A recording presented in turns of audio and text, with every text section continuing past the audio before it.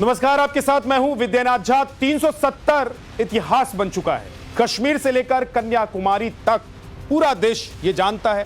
बावजूद इसके कुछ लोग ऐसे हैं जो अपनी राजनीति चमकाने के लिए 370 की बहाली का शगुफा छोड़ रहे हैं। तुष्टीकरण की राजनीति करने वाले ये लोग भूल जाते हैं कि धारा 370 अब जमीन में दफन हो चुका है, मुर्दा बन चुका है और मुर्दे कभी जिंदा नहीं हुआ करते। 370 के समर्थकों को प्रधानमंत्री नरेंद्र मोदी ने फिर से लाउड एंड क्लियर जवाब दिया है। बड़ी खबर आपको बता देते हैं, महाराष्ट्र की रैली में पीएम मोदी बोले हैं कि दुनिया की कोई ताकत 370 वापस नहीं ला सकती है। ये चाहते हैं JNK में संविधान लागू ना हो। जब तक मोदी हैं ये लोग कश्मीर में कुछ नहीं कर सकते हैं। कश्मीर में बाबा साहेब का संविधान ही चलेगा। ये चाहते हैं JNK में संविधान लागू ना हो। ये अलगाववादी की भाषा बोल रहे हैं। ये लोग कश्मीर को तोड़ने की साजिश रच रहे हैं। इनकी देश को तोड़ने की साजिश है। प्रधानमंत्री नरेंद्र मोदी ने आज अपने भाषण में कहा। आप तस्वीरें देख रहे हैं, लगातार जम्मू कश्मीर विधानसभा में मारपीट हो हंगामे की तस्वीर सामने आ रही है। और ये 370 को लेकर, क्योंकि वहां की सरकार और NC कांग्रेस गठबंधन की सरकार के साथ साथ वहां की कुछ पार्टियां 370 वापस लाने की वकालत कर रही हैं, मांग कर रही हैं। एक प्रस्ताव भी विधानसभा में पास किया गया, लेकिन बीजेपी लगातार इसका विरोध कर रही है। जो समस्या कांग्रेस ने पैदा की थी, हमने आर्टिकल 370 खत्म करके उस समस्या को भी खत्म कर दिया है। ये 21वीं सदी के भारत के सबसे बड़े फैसलों में से एक है। लेकिन जैसे ही मैं देशवासियों को कहता हूं, जरा जागिए, सचेत हो जाइए।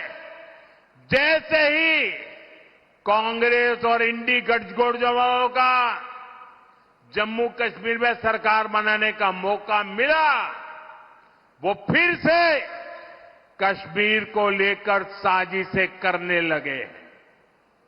आपने टीवी पे देखा होगा, 2-3 दिन पहले जम्मू कश्मीर विधानसभा में जो कुछ हुआ आपने देखा होगा। क्या ये देश स्वीकार करेगा? आप सहमत होंगे? कश्मीर को तोड़ने का कांग्रेस का एक कारनामा आपको मंजूर है? आर्टिकल 370 के समर्थन में विधानसभा के भीतर बैनर लहराए गए। जब बीजेपी के विधायकों ने जी जान से उसका विरोध किया तो उन्हें उठा करके सदन के बाहर फेंक दिया गया। कांग्रेस और उसके साथियों की एक घिनौनी सच्चाई पूरे देश को, पूरे महाराष्ट्र को समझनी होगी। कांग्रेस गठबंधन एक तरफ जम्मू कश्मीर से भारत का संविधान हटाने का प्रस्ताव पास करता है। कांग्रेस ने जो प्रस्ताव पारित किया है ना, इससे बाबा साहब का संविधान जो मोदी वहां ले गया है ना, वो फिर वापस कर देंगे और जम्मू कश्मीर में बाबा साहब के संविधान को घुसने नहीं देंगे। और दूसरी तरफ यही कांग्रेस, उनका गठबंधन यहां महाराष्ट्र में आकर संविधान की झूठी किताब लहराता है, कोरे कागज वाली। ये कोरे कागज वालों की कटी पतंग का जमाना आ गया है। जम्मू कश्मीर में जब से नई सरकार बनी है, उमर अब्दुल्ला ने जब से शपथ ली है, तभी से 370 की बहाली वाला राग कुछ ज्यादा ही बज रहा है। आज लगातार चौथा दिन है जब विधानसभा के अंदर 370 को लेकर हंगामा हुआ। जम्मू कश्मीर विधानसभा में आज एक बार फिर से निर्दलीय विधायक शेख खुर्शीद 370 की बहाली वाला पोस्टर लेकर आए। जब बीजेपी के विधायकों ने इसका विरोध किया तो हंगामा शुरू हो गया। इसके बाद मार्शल्स ने विधायक खुर्शीद को बाहर निकाला। ये 4 तस्वीरें आप देख रहे हैं। 370 पर लगातार हंगामा चल रहा है जम्मू कश्मीर विधानसभा। 370 कि वापस बहाली को लेकर यह हंगामा चल रहा है। एक तरफ सत्ता पक्ष और जम्मू कश्मीर की कुछ पार्टियां 370 वापसी की मांग कर रही हैं, अपने हाथ में पोस्टर लेकर विधायक पहुंच रहे हैं, तो दूसरी तरफ बीजेपी जोरदार तरीके से 370 वापसी का विरोध कर रही है विधानसभा के अंदर, क्योंकि बीजेपी का कहना है कि 370 वापस नहीं आ सकता और जानबूझकर माहौल बिगाड़ने की कोशिश की जा रही है। बीजेपी का कहना है कि जम्मू कश्मीर को फिर से देश से काटने की कोशिश की जा रही है। अगर आपको झगड़ा आपस में करना तो बाहर करो। जो भी लोग जम्मू कश्मीर में 370 के नाम पर हंगामा कर रहे हैं, उनकी जानकारी के लिए यह बता दें कि यह अब संभव नहीं है।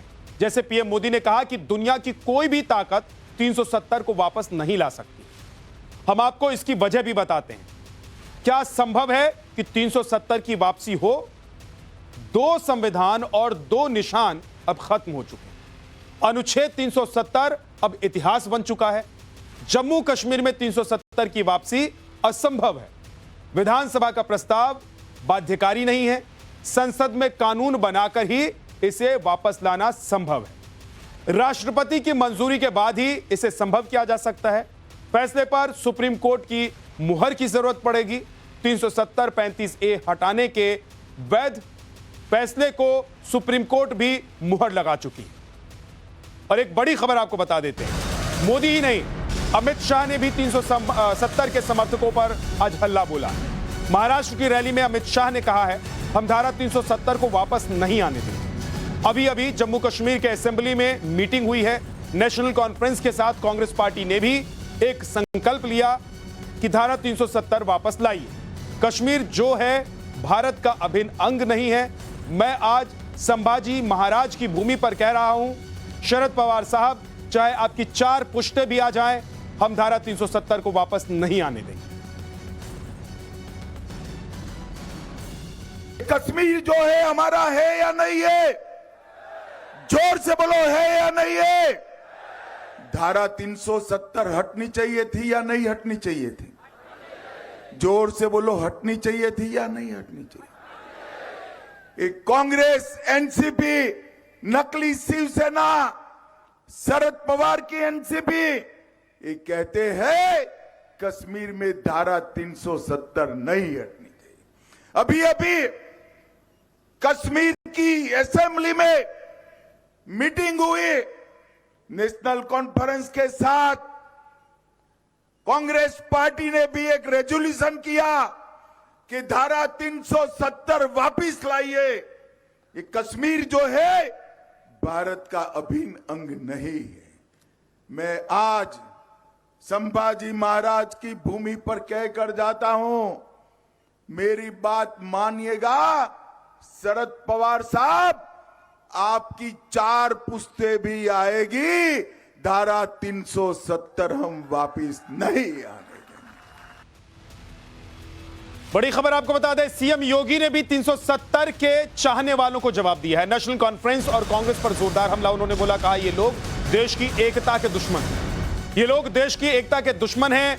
योगी आदित्यनाथ ने यह बयान दिया है, देश की एकता के साथ खिलवाड़ करना चाहते हैं ये लोग। मुख्यमंत्री योगी आदित्यनाथ ने भी, प्रधानमंत्री नरेंद्र मोदी, अमित शाह के बाद योगी आदित्यनाथ की तरफ से बयान आया है और उन लोगों पर ये पलटवार है जो 370 की वापसी कर रहे हैं, की बात कर रहे हैं, जो चाहते हैं कि 370 वापस आए कश्मीर में।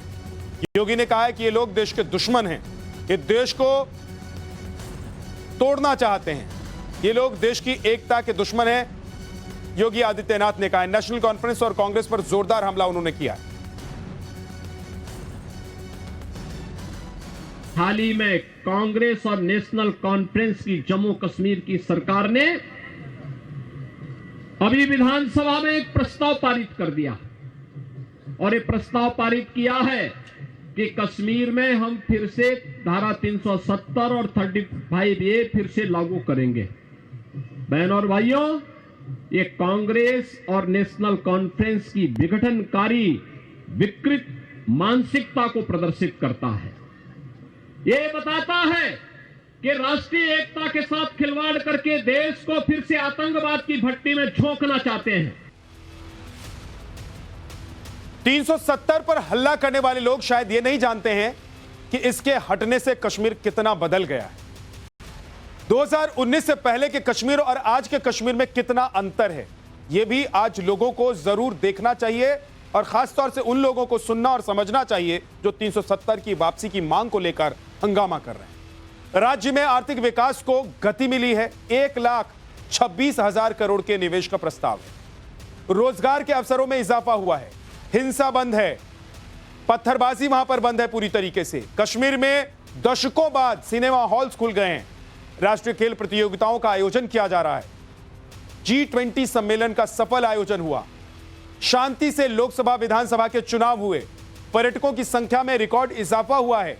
लाल चौक पर दीपावली के दिए जले हैं और आतंकी घटनाओं की संख्या में कमी आई है। बड़ी तादाद। सदियों पुराने धार्मिक स्थल के द्वार खुल गए हैं फिर से। अमरनाथ में भक्तों का रिकॉर्ड इजाफा हुआ है इस बार, जो भक्त वहां पर गए हैं। पहाड़ी और गुर्जर बकरवाल को आरक्षण की बात लगातार की गई है और उन्हें आरक्षण दिया गया है। 370 बहाली प्रस्ताव पर बीजेपी ने जोरदार हमला भी बोला है। सदन के अंदर और बाहर बीजेपी लगातार प्रदर्शन कर रही है। विधानसभा परिसर में धरने पर बीजेपी के विधायक आज बैठे। जम्मू में सड़कों पर महिला मोर्चा ने भी प्रदर्शन किया 370 के खिलाफ कि 370 वापस नहीं आना चाहिए। 370 वाला कश्मीर आप याद कर लीजिए और आज के कश्मीर को देखिए। हमने आपको बताया है कि कैसे आज कश्मीर बदल रहा है, कैसे वहां पर पर्यटक जा रहे हैं, खुलेआम घूम रहे हैं, पर्यटकों की संख्या में इजाफा हो रहा है, इन्वेस्टमेंट वहां पे बढ़ रहा है, बच्चे स्कूल जा पा रहे हैं। पहले साल में सिर्फ बच्चे महीने 1.5 महीने स्कूल जा पाते थे, अब हर दिन बच्चे स्कूल जा पा रहे हैं। पहले वहां पत्थरबाजी होती थी, स्टोन पेल्टिंग होती थी, गोलियां चलती थी, अब पत्थरबाजी पूरी तरीके से बंद है। लेकिन कुछ लोग, कुछ पार्टियां कह रही हैं कि उनको 370 वापस जम्मू कश्मीर में लाना है। दो तस्वीरें आपके सामने, एक तरफ विधायक जो विरोध प्रदर्शन कर रहे हैं जम्मू कश्मीर के, और दूसरी तस्वीर में महिला मोर्चा है बीजेपी का। महिलाएं हैं जो सड़क पर उतरकर बैनर पोस्टर हाथ में लेकर अपना विरोध दर्ज करा रही हैं। वो कह रही हैं कि 370 की वापसी नहीं होनी चाहिए।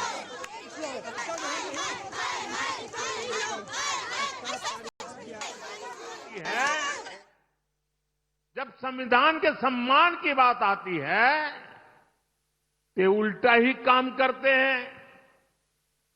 ये कांग्रेस वाले ऐसे हैं, 75 साल तक जम्मू कश्मीर में बाबा साहब आंबेडकर के संविधान को लागू नहीं होने दिया। 75 साल तक देश में एक संविधान नहीं था। जम्मू कश्मीर का संविधान अलग था, वो बाबा साहब आंबेडकर वाला नहीं था। और ये पाप कांग्रेस का था। कांग्रेस ने आर्टिकल 370 की ऐसी दीवार बना दी थी कि बाबा साहब आंबेडकर का संविधान वहां घुस ही नहीं सकता था। भाजपा एनडीए ने आर्टिकल 370 को हटाया और एक देश, एक संविधान लागू किया। और मेरी बाबा साहब आंबेडकर को सबसे बड़ी श्रद्धांजलि है।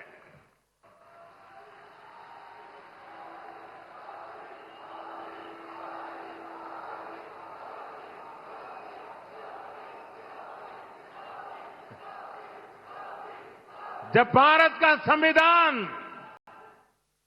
जम्मू कश्मीर में लागू हुआ, पूरा देश झूम उठा था, नाच उठा था।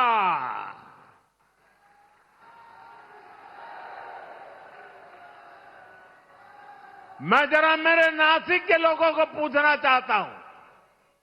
नासिक के लोग बताइए, क्या आर्टिकल 370 हटने से आपको खुशी हुई कि नहीं हुई? जरा जोर से बताइए, खुशी हुई कि नहीं हुई? ये कांग्रेस वालों के कान फट जाए ऐसे बोलिए, खुशी हुई कि नहीं हुई? आपको खुशी हुई, लेकिन कांग्रेस और उसके साथियों के पेट में चूहे दौड़ने लग गए। उनको दर्द हो गया। आपने टीवी पे देखा होगा, 2-3 दिन पहले जम्मू कश्मीर की विधानसभा में कांग्रेस और इसके साथियों ने 370 फिर से लागू करने के लिए हंगामा किया। मुख्यमंत्री उमर अब्दुल्ला के सामने विधानसभा में हल्ला होता रहा। उस वक्त तो सीएम साहब 370 के मुद्दे पर कुछ नहीं बोले, लेकिन जनता के बीच पहुंचकर उन्होंने जो कहा वो आपको भी जरूर सुनना चाहिए। देखिए, सुनिए। नहीं तो हम पहले दिन ऐसा रेजोल्यूशन लाते जिसको वो उठा के रद्दी की टोकरी में फेंक देते, फिर क्या फायदा होता? हम चाहते थे असेंबली से ऐसी आवाज आए जो मरकज को कल मजबूर करे हमसे बात करने के लिए,